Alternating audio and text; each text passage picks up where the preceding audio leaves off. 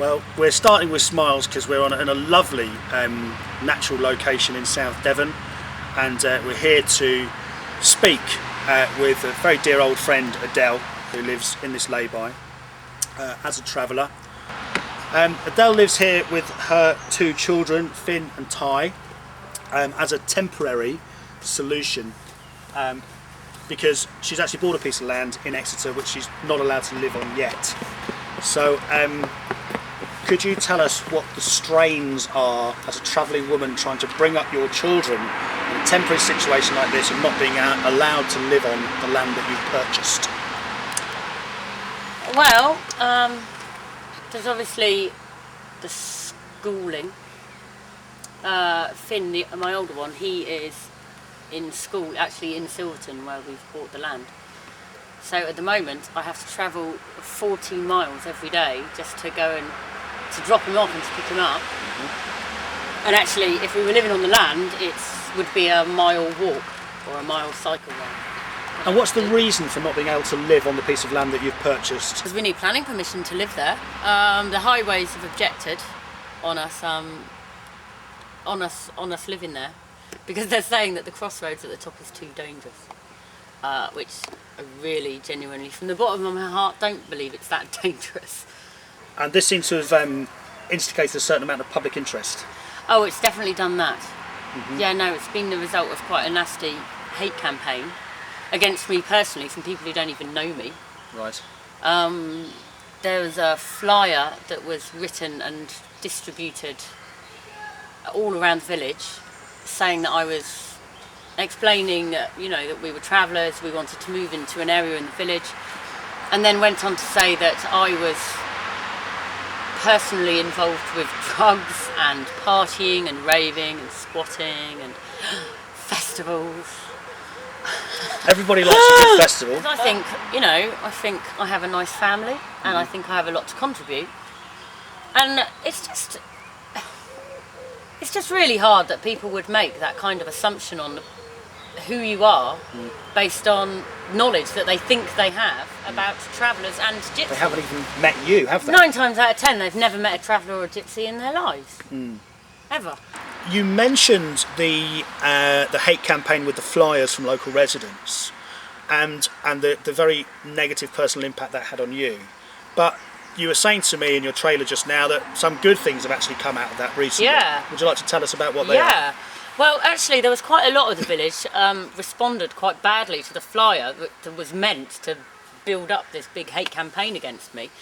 And actually what it did was it made people, because there's quite a few young people, I think, living in the village, and it made them go, actually, I don't want to have a part of that.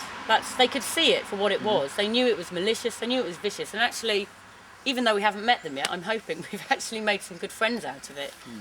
That's good. I know that you were personally very upset by that experience. Very. And something, something very, very unfair for any individual to have to go through. And since this person contacted you on Facebook, I believe that there's been a series of meetings, planning application-based meetings. Yeah. Well, there was one attempt at a committee, like a meeting that wasn't based with it was nothing to do with the council. It was to do with this hate campaign.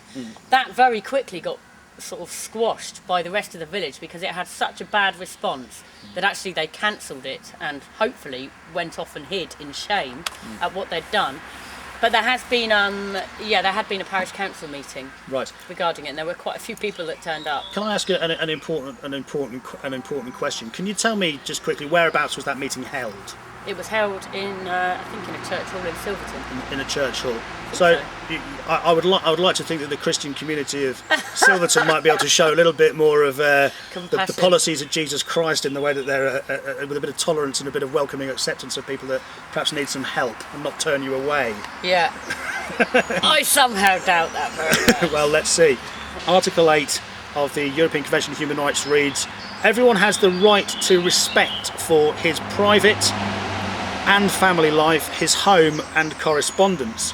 There shall be no interference by a public authority with the exercise of this right, except such as is in accordance with the law and is necessary in a democratic society in the interest of national security, public safety, or the economic well-being of the country, for the prevention of disorder or crime. I say That was legal. I say, well, in short, Adele, you have the right to respect for your private and family life. Is that what all that meant? It is, as long as you're not disrupting national security. Now, Yeah, I don't think we're an issue for that. I really don't. Do you think that your respect for your private and family life is being upheld at the moment as a travelling woman? Really not. What, in a broad way, or in terms of the situation going on in Silverton? Both. Please answer freely to both points. Well, no, obviously not. No, it's not at all. Silverton did a website, and they ran a poll on whether or not we were basically welcome in the village. That feels pretty going against everything that you just said. Yeah. And and nobody else would ever have to go through that. Nobody else would have to do that. But travellers and gypsies still do. Have the local council been supportive or not supportive to you and your situation? Mid Devon Council have actually been great. They've been really good. And actually, as a bit of a turn up for the books, the police have actually been really good, because they've become involved, as have the Racial Equality Council, regarding the hate campaign. Right. So the police have actually been very good, but the council they're good. They're being very informative, and I think they're helping us, but they're actually being very professional as well and just doing their jobs. Right. And so at the moment, would you? It sounds like the council and the police are upholding their duties under Article 8 of the European Convention. I'm hoping. Respecting your private life, but it's the locals who. They're not taking persuaded any by that. notice of what the locals have been saying. There's two different things going on, isn't it? There's the planners who have to do their job, who probably up until only recently are actually now ignoring what the locals are thinking, because actually what the locals think of you is personal, and it's got nothing to do with the planning application. And thankfully, I hope Mid Devon Council are actually upholding that. And I'm hoping as well that the one huge thing that they will consider in our planning application is that we've got nowhere else to go, and they've got nowhere else for us to go.